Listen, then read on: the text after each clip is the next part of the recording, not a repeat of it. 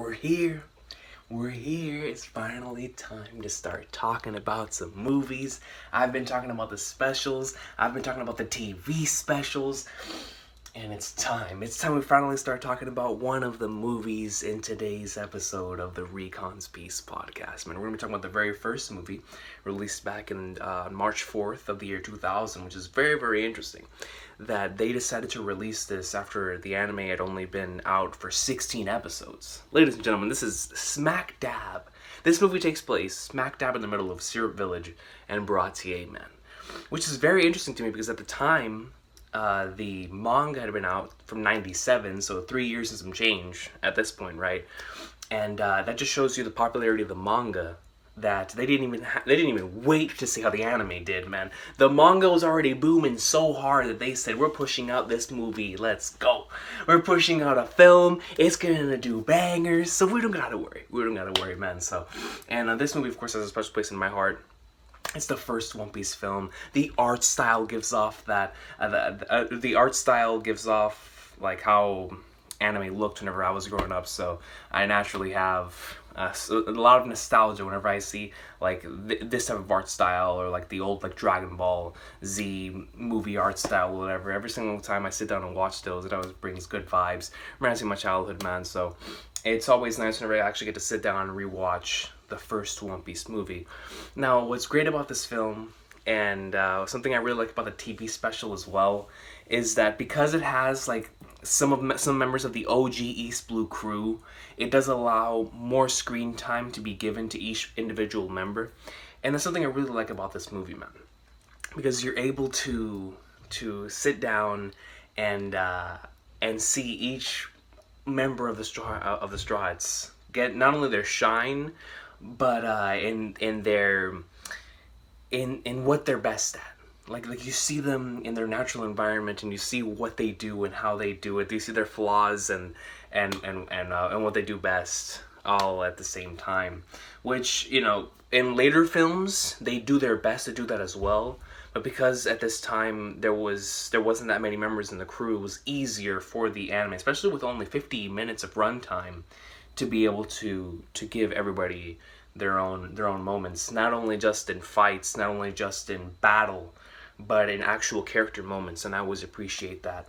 This movie, I look back on this movie in the same way that I look back on, or I should say, I've watched the movie one several times, but TV Special 1, I watched it for the first time earlier this year, and TV Special 1, I compared it to this first movie, to where if I was getting into the series for the first time and I watched that, it does a fantastic job of telling you how these characters are, how lovable they are, and really highlights their flaws and makes you love them even more because of that. Because you see them at their worst and at their best, and you can appreciate both of them. And it's great. It's great. I love how the first movie introduces you to the characters and really tells you what they're all about and lets them shine in their very own situations. But before I get into that, man, I know it's going to be weird talking about the ending first before I get into anything else, but I have to, dude. Movie 1 has some of my favorite end credits out of all of the specials and or movies that I have watched so far, from what I can remember. From what I can remember, out of all the movies and specials that I've watched in all of my years of being a fan of the series, memories playing with the OG color pages splashed up in the background, playing one by one. Not only most of the OG color pages, not only is it just most of the OG color pages, but it is the OG color pages with maybe some characters added, like Usopp, for example. Usopp was in several of those color pages that he wasn't in those color pages in the manga. So it's like y'all know how opening 12, for example, Kaze wo Sagashite, or Hands Up. Hands Up is a really good example. Hands Up's entire opening almost is filled with color pages. You know how they bring the color pages to life and they move and whatnot? It's not like that, but instead it's like a slideshow. It's like a presentation of color page here, as the credits are rolling. The credits are rolling and you get to see the color pages. You can get to see them volume covers. One of my favorite volume covers from the volume For Whom the Bell Tolls. I believe it's volume 6. It's either 5 or 6. Yeah, it's 6. I absolutely love this volume cover, and they have this volume cover in the in the special, and it's so cool. Not only do they have the now once again, this is with memories playing in the background, man. Memories, the legendary ending theme, the first ending theme from the series, having all these nostalgic color pages, playing one by one. Not only that, but in the middle of it showing all those color pages, you get to see Gonzo, which is the Odin chef from the movie. You get to see his Odin shop sailing by the Baratier, and whoever's watching this movie for the first time is getting, aside from We Are, because in We Are, of course, you get to see all the Straw Hats from the East Blue crew before they join, but you get to see Sanji there in the Baratier restaurant, chilling on the rail, man, looking out at the open sea and seeing Gonzo coming in, and it's such a cool visual because Gonzo and how he reflects his dreams and what he believes in through his food. We know exactly how Sanji feels about that. If Sanji's like the combination of Gonzo and flipping Woonin in this movie, like he is somebody who actually did want to go out and be a pirate and has this attachment to food and has those values attached to both sides of that. And so that was really cool just to get that little insight for Sanji. Like if anybody's watching this movie for the first time back in March 4th, 2000, and they were anime onlys, man, they saw Sanji right there at the end, they're like, oh, it's that guy from the opening. It is that dude from the opening that I can't wait to meet. Even though probably they already knew who Sanji was just based on the popularity of One Piece.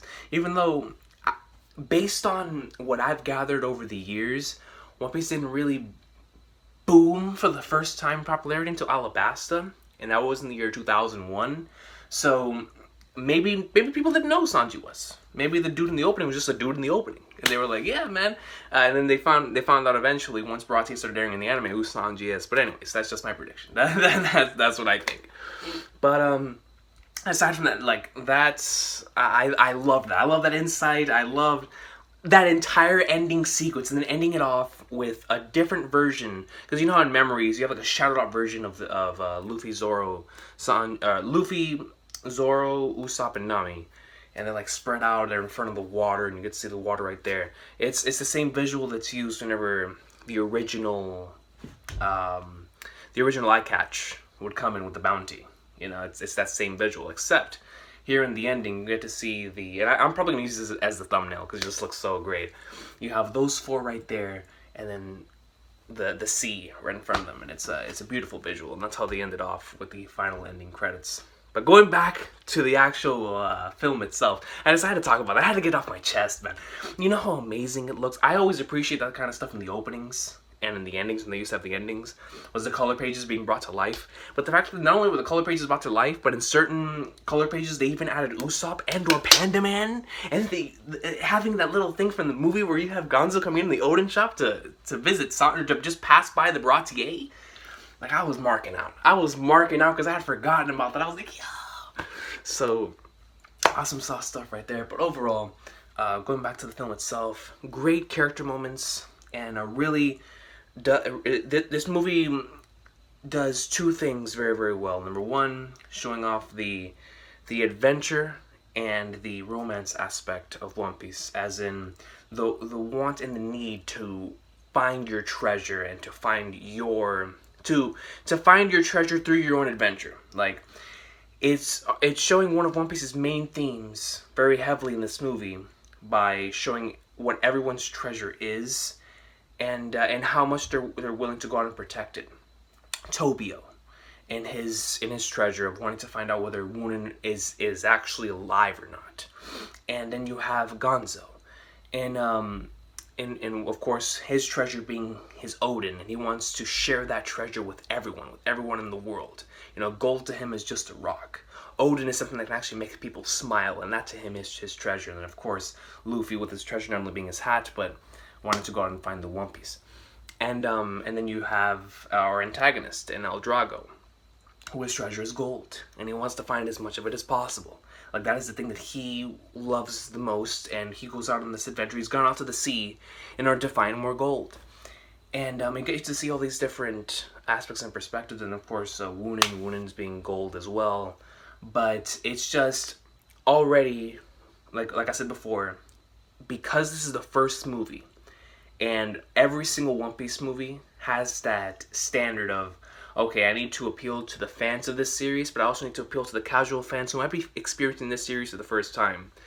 Having that being such a main theme of the movie is very, very important, because that's such a main theme in the actual series itself. So I really appreciated that they spotlighted a lot on that. And of course, number two was something I touched upon earlier. As a massive fan of the series and just a fan of this medium in general, my favorite thing is characters. The characters can make any story or any moment or any surrounding always better. And I always use the fact that I enjoy One Piece filler and I enjoy these specials as a testament to that, because I love the Straw Hats so much. You can put them in any given situation, I'll end up enjoying it some way, somehow, because of the character interactions and and it's great just seeing how they'll interact with these new characters I've never seen before, this new environment that they've never been in before, and that comes with the establishment of your characters first. And one thing this movie does very, very well is giving all of them their time to shine. Usopp! Alright, let's start off with Usopp, man. Because this dude was out here trolling from the very beginning, man. He ends up finding, or Drago's crew ends up finding him on the island where Wunan's supposed treasure is. And, yo, this man used every single lie in the book in order to get out of the situation. I mean, my man was telling him that he knew exactly where the treasure was, and then somehow, some way, dude had a map, even though we found out later on that the map actually came from one of the dead bodies of Wunan's crew. When a map comes in front of him, he looks at it, he's like, alright, let's go to the whale! Let's go to the whale, man! The tail, if it says, the head goes this way, the tail goes that way, it's simple. It's just that he just happened to be the smartest person there. Everyone else apparently was an idiot, and they weren't able to read simple instructions, but that was the whole point of that joke. And it was great. Usopp just getting in, slithering out of certain situations, using his words, using his promo skills. Usopp's promo skills are heavily underrated, man. Usopp's promo skills are top tier. Top tier, man. He's able to get out of any situation, especially whenever he's able to use his intelligence over individuals like this to his advantage, man. I mean, my man was going in. And even though they almost caught on to him a couple times, he still managed to get out of those situations. And what I love so much about it is that we also get to see Nami shine thanks to this as well. And of course, you see Nami's. And at this point, Arlong Park wasn't a thing for all the anime only, so you didn't have any of that backstory, but you still had the lovable Nami from before then. You had the conniving and wanted to get money, but also wants to help out. Like, you never really knew with Nami. She was in that gray area at this point in time in the series. And so they handle that perfectly with her character. Whenever she comes in as Josephine, of course prioritizing the treasure and wanting to get to the treasure, but also wanting to protect Usopp and the crew as well. There was one particular scene that had me dying of laughter, where Luffy and Zoro are just tied up on Gonzo's ship because they weren't able to pay money for the Odin that they ate. And Nami just looks over, she sees them, she's like, I'll pretend I didn't see anything. And she just keeps going. I was like, yo, that is the perfect representation of Nami at this point in the series. And, she's like, oh, these guys are my bodyguards. They're taking me to where I want to go. And I'll help them if they need help, but they'll be all right. They'll be all right, man. It'll be okay. And I thought that was fantastic. I was legitimately laughing out loud for that moment. And there was another moment later on that had me dying with Luffy, man. It was whenever Gonzo was telling the story about him and Wooden as a kid. And it leaves you off on a cliffhanger because Gonzo, and that was a fantastic flashback, by the way. And I'm biased towards it because it has one of my favorite OSTs in Golden Odin. It's based from that flashback. But towards the end of that flashback, you never it just leaves you on, oh, did Gonzo survive? But obviously he survived if he's here telling the story. This man Luffy's like, did you die? And he's like, oh, no, I mean, he's right there in front of you. I was dying.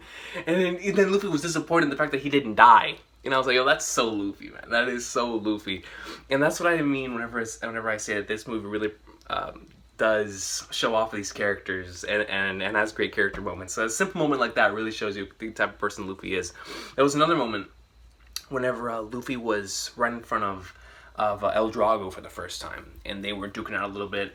And he goes and introduces himself to him. He says, I'm gonna be the guy that becomes king of the pirates. And at this point, he was still chained up with Zoro.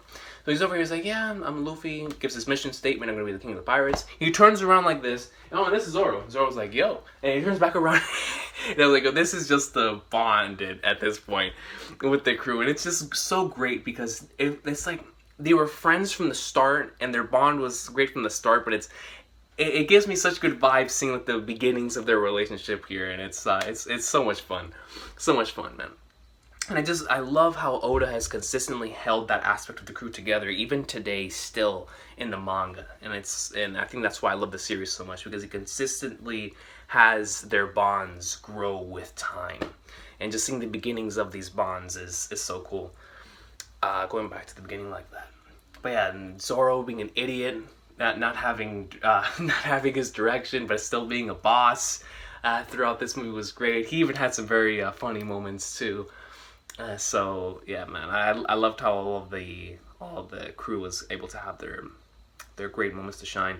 Zoro had a fantastic monologue, or not really monologue, but a piece of dialogue whenever he was taking on the swordsman from Drago's crew. Because the swordsman from Drago's crew, every single time that he would do anything, Drago would just flick him some coins. And after he flicked him the coins, the swordsman would go out and do his thing. Like, he would just go and, like, swimwear, attack, or whatever. Whatever he needed to do, he would do it with the coins. So Drago was, telling him, you need to do this, you need to do that. I'll pay you 500 coins, 1,000 coins. And my man, it felt like he was getting stronger and stronger every single time that he said it. So this whenever he was fighting Zoro. And Zoro looks up at him and he says, man, the difference between you and me is the fact that, or before he went into that, he said, you look like your eyes say that you are ashamed to fight with a sword, using or with money being your motive. And I was like, yo, so because I had forgotten about this, and so he goes in and because he respected him as a swordsman. But he said the reason why you're not that we are leagues apart is because the pride of war, the pride of a swordsman, is still within my blade. I don't fight for money. Basically saying like I'm fighting for my dream to become the world's strongest swordsman. That's why I'm gonna beat you. You're out here fighting for money, even though you don't want to. But a slight hesitation is gonna be a world's difference between you and me. And I was like, yo, Zoro! And I was barking out. And the fact that they were duking it out, and then Zoro got that one clean hit on him. And I love that, because the great thing about swords battles, and something that Oda handles very, very well with his battles involving blades, is that one attack can change the whole battle, because a blade is not like a punch. A punch, you can have multiple punches and you can get out of that. A blade, though, if you get one great hit in, that could be game. I mean, I guess the same could be said for a punch. You get one good knockout punch and it's over. But in a series of superpowers, it's harder to do. But with blades, and in a series that's still semi-realistic in One Piece, a one misstep or miscue from you, and you could be dead. You could be pointing the other dude with your blades, but that one guy gets one good counterattack with a blade, and it's over. And that's exactly what happened here with Zoro and went in there like somewhere, and that was such an awesome moment. And then of course the actual battle between Luffy and El Drago taking place on the island itself was really nice. Luffy got a lot of offense in, using his whip, using the headbutt, being able to, he did a Hurricane Rana. That was freaking awesome. Plus, I love that move. I wish he would use it more often. Whenever he twists his entire body and flips them over. And then to end it all off, he hit him with like a smash. What do they call it in Smash again? The star KO. He hit him with a star KO. He had a Gomu Gomu no Bazooka. Star KO'd him into the flag nard. So that was great. That's always a great way in order to finish off your opponent. And then of course,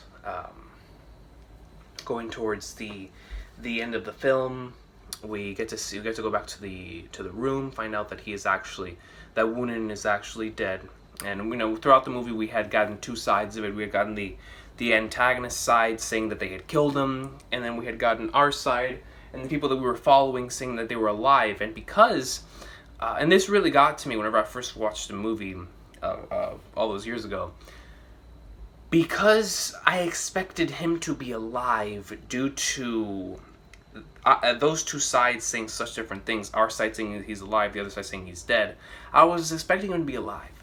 But the fact that he was dead at the end, but you got to see that the will that he inherited from Gonzo, and the simple fact that, you know, he gave back, because the reason why him and why Woonin and Gonzo back in the day were always clashing heads is because he wanted to go out on an adventure to take gold from everybody, and to prove all of these bad pirates wrong by taking all the bad pirates' gold and making it his own. That was his dream, right? So, and then Gonzo continued to tell him that, you know, gold is just a rock.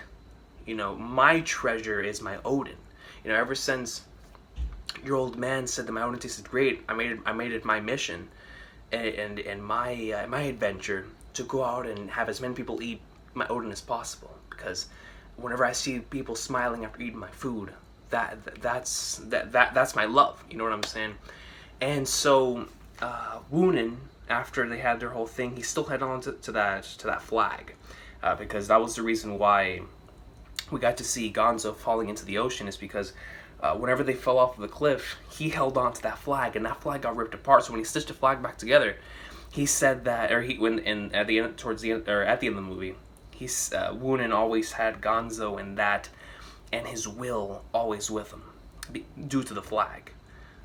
And so at the end of the movie, whenever we see him with his flag in hand, saying that, you know, I had given up all my gold, because once I actually sat with the gold here, and I saw it all around me, and I realized that the gold wasn't really important. The gold, it was just, you know, there. Like, it's just gold, it's just rocks.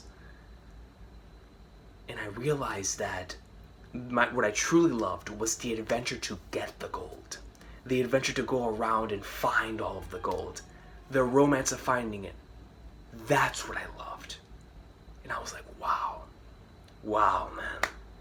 Such a beautiful scene. And so we get to see towards the end of at the end of the movie, that he says, you know, I traded all that away, but I did not give. Thanks to the words of a certain man, I protected what was so precious to me. So please, or I still have what is most precious to me. So please do not destroy this place. And whenever he takes out his hand, revealing that it was a flag, that he still kept the core values. That after everything he had went through, and he realized that isn't what truly made him happy, he kept the flag in hand, because that was able to remind him what his true values were. And the fact that you had one man who sells Odin, the other one's a pirate, but they came to the same conclusion. That's One Piece, man. That's One Piece. The romance of going on finding your own adventure, whether you're a pirate, a cook, a writer, or the case may be, you're going on your own adventure to find what is your treasure. And I was like, yo! And it's such an amazing way to end the first One Piece movie, because that is One Piece, man. That is the series. And it was just fantastic. I love the way that it ended. Of course, they let the straw sell off. The gold, of course, there was no gold there, so Nami was disappointed. But regardless, let the straw sell off, and then Tobio says, you know what? He is going to be the king of the pirates, man. And Gonzo's like, maybe. Thank you, Luffy. Memory starts playing. Movie 1 ends. And I was like, yo, man, I remembered why it is that I like this movie so much. Even though the antagonist and the antagonist group isn't that strong compared to the other movies. I mean, El Drago's a pretty forgettable dude. Yeah, the Scream food is pretty cool, pretty nice aesthetically as well. But aside from that, they were all pretty much fodder and used for. But they played their role perfectly, because he was like more of an extreme version of Woonin. You know, Woonin, who cared a lot about gold and just wanted to find a whole bunch of gold, and then you had El Drago, who his entire life's purpose was to find the gold, and that of course was his treasure. So I appreciated that aspect of it. But aside from that, other movie villains in the series were they were more charismatic, and I enjoyed a lot. I enjoyed most of the other, or I don't even say most, like other villains in the movies, or other antagonists in the movies. I enjoyed them way more than I did Drago, but their crew fit for this particular thing, And in this movie's strengths are in the themes, the values, and the characters and the character moments, man. And to me, to start off a One Piece movie, or the whole One Piece franchise, the movies, by this being the first One Piece movie and being a lot of people's first exposure to the series, I feel like because you want them to be attached to the Straw Hats, you can't have an overpowering main character, or an overpowering villain that is going to overshadow your main cast. So having a villain who only cares about gold, but an actual physical treasure that can be attained, and then you have your main character and whatnot, and then you have those values and ideologies clashing. I feel like that was a perfect way to have your first movie go down. So I feel like it didn't really need that incredible and charismatic antagonist like a Shiki, for example, from later on in the movies. I feel like it didn't need that. Because it's the first movie, it's better off to shine on your main cast and what makes the series special. And I feel like this movie did a great job in doing that, man. So overall, adding onto the list, my rating for this movie is a great sauce, without question, man. Almost a fantastic sauce, but it didn't, to me, I feel like it's a great way of introducing someone to the series, and it's great to look back on with a lot of nostalgia, and the way its strengths and its themes and its characters are great. But there are certain other things that hold it down from being a fantastic sauce or even an awesome sauce for me. So overall, great sauce of a film. Always enjoy it whenever I go back and watch it. And I completely forgot about the cover pages there at the end and how they added Usopp and Panda Man in certain of them, and the whole Sanji and Gonzo cameo was awesome sauce. But overall, that is movie one, man. Movie one, or its official title is One Piece the Movie, or One Piece 2000, however it is that you know it as. But One Piece the Movie, always fun, always a pleasure to go back and watch that. It's the very first One Piece film. I always love looking at that art style. It brings back good vibes. But aside from that, man, this has been Recon's Piece episode 36. If you watch this movie, or if you want to go back and rewatch it, definitely go and do that. It's a great experience. If you want to go back and rewatch it before you watch this, or I guess at this point it's too late. But yeah, if you've gone through the start thing and you want to go rewatch it, go rewatch it, man. It is worth it. I'm telling you, it is worth it, man. But I'll see y'all next time. We will continue the 20th anniversary special here on the channel. I'm not sure which one I'm going to do next. If I'm going to do a special or a movie, maybe most likely a movie because I've already done a few specials. But we'll see what happens, man. I'll see y'all next time, though. Have an awesome day. One Piece greatness. One Piece the movie. Golden Odin.